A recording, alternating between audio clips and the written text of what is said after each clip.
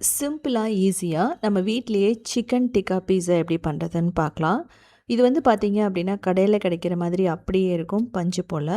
அது மட்டும் இல்லாமல் குழந்தைகளுக்கு ஈவினிங்கில் ஸ்நாக்ஸாக கூட நீங்கள் கொடுத்து விடலாம். இல்லை பிரேக்ஃபாஸ்ட் டின்னருக்கு கூட நீங்கள் செய்யலாம். எப்படி வந்து பெர்ஃபெக்டாக செய்யுதுன்னு சொல்லியிருக்கேன். பிகினர்ஸ்லேருந்து ஆரம்பித்து பேச்சுலர்ஸ் வரைக்கும்.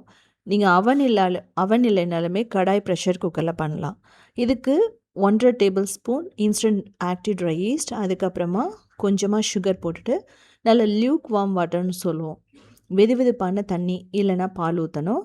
ஊற்றிட்டு ஒரு 8 நிமிஷம் விட்டுருங்க. இது நல்லா ரைஸ் ஆகிடும். இதுக்கப்புறமா 1 1/2 கப் மைதா இல்லை கோதுமை மாவு நீங்கள் யூஸ் பண்ணலாம். கொஞ்சமாக உப்பு, அதுக்கப்புறம் வந்து பார்த்தீங்க அப்படின்னா சீசனிங் கூட அந்த க்ரஸ்ட்டுக்கு வந்து எக்ஸ்ட்ரா நீங்கள் ஆட் பண்ணிக்கலாம். பீஸா சீசனிங் எல்லாம் அதுவும் நல்லாவே இருக்கும். நல்லா தண்ணி தேவையான அளவு ஊற்றிட்டு சாஃப்டான டோ மாதிரி கொண்டு வரணும் உங்களுக்கு. இது வந்து நம்ம பிரெட் பண்ணுற மாதிரியே தான்.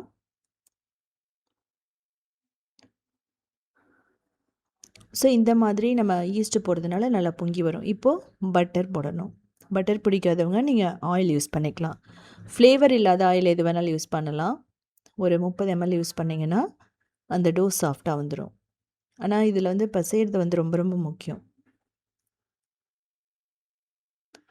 இதில் வந்து பார்த்தீங்க அப்படின்னா கொஞ்சமாக ஆயில் ஊற்றிக்கலாம். ஒட்டுற மாதிரி இருந்ததுன்னா ஆயில் இல்லைன்னா மாவு தூவிட்டு நீங்கள் பசைஞ்சுக்கணும். இது எப்படி இருக்கணும் அப்படின்னா சப்பாத்தி மாவு வடை சாஃப்டாக இருக்கணும். ஸோ இது வந்து பார்த்திங்கன்னா ரைஸ் ஆகிறதுக்கு ஒரு 2 மணி நேரம் தேவைப்படும் நமக்கு. நல்ல வார்மான பிளேஸில் வைக்கணும். இல்லை எக்ஸ்ட்ரா டைம் ஆனால் கூட நீங்கள் விட்டுருங்க. வின்டர் சீசனில் கொஞ்சம் அதிகமாகும்.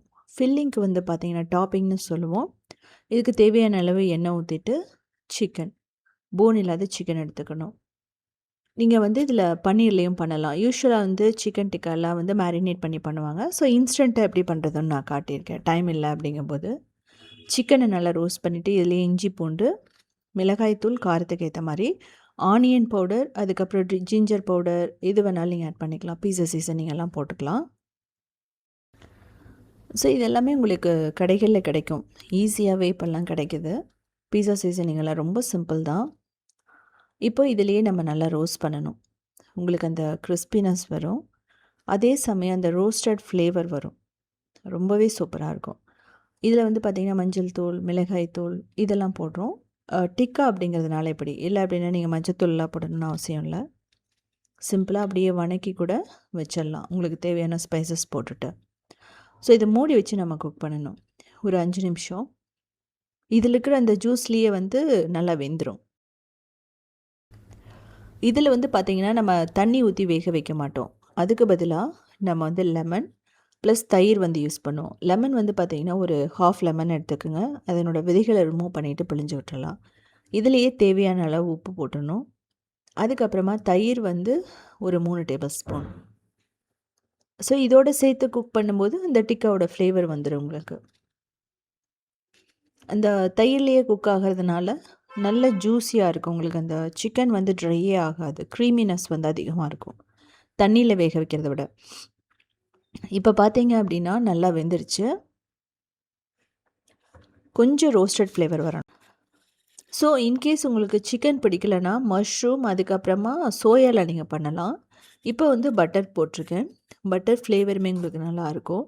இது வந்து நீங்கள் பீஸாவில் வைக்கலைன்னா கூட நீங்கள் வந்து குழந்தைகளுக்கு ஸ்நாக்ஸாக கொடுக்கலாம். நல்ல ஒரு ஹை ப்ரோட்டீனானது. ஸ்போர்ட்ஸில் இருக்கிற குழந்தைகளுக்கு வந்து பார்த்திங்கன்னா ஈவினிங்கில் ஏதாவது ப்ரோட்டீன் ரிச்சாக கொடுக்கணுன்னா கண்டிப்பாக நீங்கள் இதை ஸ்நாக்ஸாக கொடுக்கலாம் தனியாகவே. ஸோ இதில் நம்ம பீஸா பண்ணுறதுக்கு ஒரு பிளேட் எடுத்துக்கணும். இதில் கொஞ்சமாக பட்டர் தேய்ச்சிட்டு மாவு தூவிட்டு நல்லா எல்லா இடத்துலையும் ஸ்ப்ரெட் ஆகிற மாதிரி வச்சிடணும் ரெடி பண்ணி. இப்போ மாவு வந்து பார்த்திங்க அப்படின்னா ஒரு 2 மடங்கு அதிகமாகிடுச்சு. இதுக்கப்புறமா இதை நம்ம தேய்க்க வேண்டியதுதான். இதில் வந்து பார்த்திங்கன்னா கார்ன்மீல்னு சொல்லுவோம். மக்காச்சோள மாவு வச்சு தேய்ப்பாங்க. அது வந்து ஒட்டாமல் வரும். அப்படி இருந்துன்னா தேய்க்கலாம். இல்லைனா மைதா இல்லைனா கோதுமை மாவு போட்டு கூட நீங்கள் தேய்ச்சிக்கலாம். மாவு ஸ்டிக்கியாக இருக்கிறதுனால ஈஸ்ட் இருக்கிறதுனால ஒட்டை பார்க்கும். அதனால தான் மாவு அதிகமாக போட்டு நம்ம தேய்க்கிறது.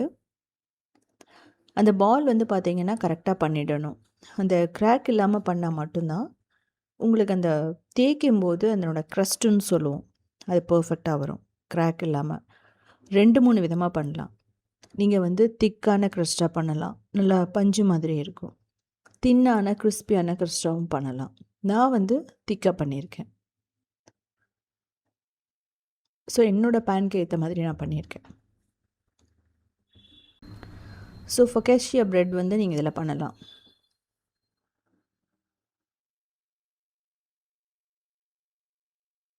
ஸோ கொஞ்சம் ஆலிவ் அதுக்கப்புறமா வெங்காயம் போட்டிங்கனாவே இது ரெடி ஆகிடும். இப்போ வந்து பார்த்தீங்க அப்படின்னா இந்த பேனுக்கு ஏற்ற மாதிரி நம்ம கையிலேயே ஸ்ப்ரெட் பண்ணி விட்டுடலாம்.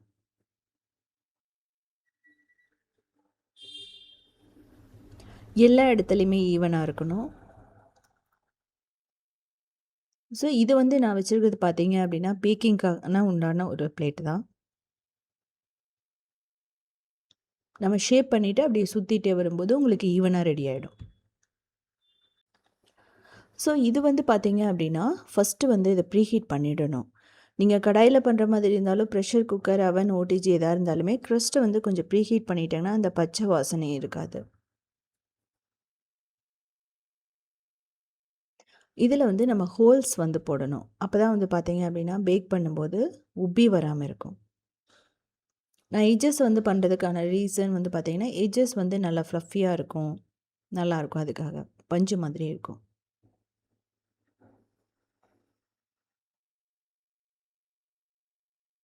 அந்த சாஸ் ஊற்றும்போது உங்களுக்கு வலியாது. ஸோ அது வந்து பெருசாக இருக்கிறதுனால.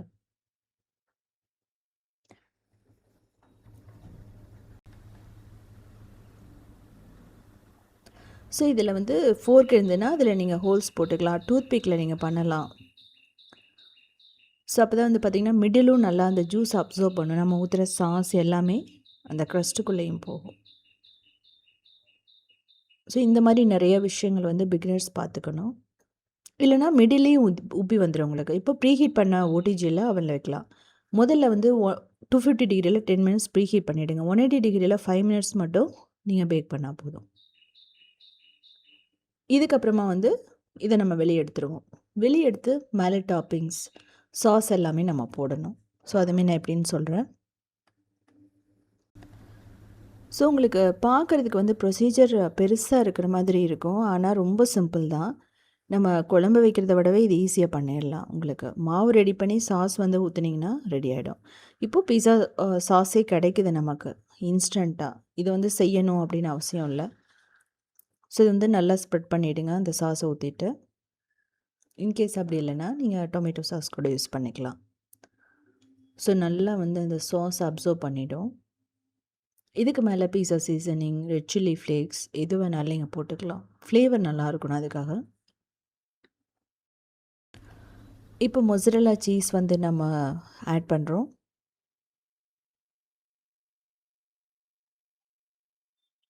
உங்களுக்கு இது இல்லைன்னா நீங்கள் சீஸ் ஸ்லைசஸ் கிடைக்குது, செடார் சீஸ் எது வேணாலும் யூஸ் பண்ணிக்கலாம். இந்த சீஸை யூஸ் பண்ணணும்னு அவசியம் இல்லை. மொசரல்லா ஆட் பண்ணும்போது ஃப்ளேவர் கொஞ்சம் நல்லாயிருக்கும். அதுக்கப்புறம் நம்ம சிக்கன் பீசஸ் குக் பண்ணது, ஆனியன், கேப்சிகம், மஷ்ரூம் எது வேணாலும் நீங்கள் வச்சுக்கலாம். மேலே கொஞ்சம் சீசனிங் இதுக்காக உப்பு கூட நீங்கள் லைட்டாக தூவலாம். அதெல்லாம் ஆப்ஷனல் தான். Red chilli flakes.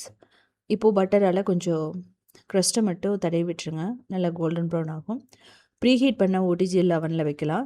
கிட்டத்தட்ட 180 டிகிரி இல்லை 200 டிகிரியில் நீங்கள் வைக்கலாம். ஒரு 40 மினிட்ஸ் வச்சிங்க அப்படின்னா சூப்பராக ரெடி ஆகிடும். ப்ரெஷர் குக்கர் கடாயினா அதே மாதிரி தான். ப்ரீஹீட் பண்ணதுக்கப்புறமா நீங்கள் ஒரு 40 மினிட்ஸ் லோ மீடியம் ஃப்ளேமில். ஓடிஜியில் மட்டும் பேக் மோடில் வைக்கணும். ஸோ கொஞ்சம் கொஞ்சமாக மெல்ட் ஆகிட்டுருக்கு, நல்லா குக் ஆகிட்டுருக்கு. ஸோ இப்போ நம்ம எடுத்து பார்க்கலாம் எப்படி இருக்குன்னு சொல்லிட்டு. ஸோ இப்போ க்ரஸ்ட் ரெடி ஆகிடுச்சான்னு பார்க்குறக்கு நாங்கள் தட்டி பார்த்தா ஒரு மாதிரி சவுண்டு வரும், கிறிஸ்பியான சவுண்டு, அவ்வளோதான். ஸோ இதே மாதிரி சிம்பிளான யூனிக்கான ரெசிபிஸ் வேணும்னா நீங்கள் உத்தமி கிச்சனை ஃபாலோ பண்ணலாம். க்ரியேட்டிவ் வேர்ல்டுன்னு இன்னொரு சேனல் இருக்குது, அதுலேயுமே ஏகப்பட்ட ரெசிபிஸ் போட்டிருக்கோம். அது மட்டும் இல்லாமல் சவுத் இண்டியன் ஃபுட் ஸ்டார்ட்ங்கிற வெப்சைட்டை 19 இயர்ஸாக ரன் பண்ணுறோம். அதுலேயுமே 8000 ரெசிபீஸ், எல்லாமே சிம்பிளான வெஜிடேரியன் ரெசிபீஸ் தான். ஸோ செஞ்சு பார்த்துட்டு கண்டிப்பாக கமெண்ட் பண்ணுங்கள்.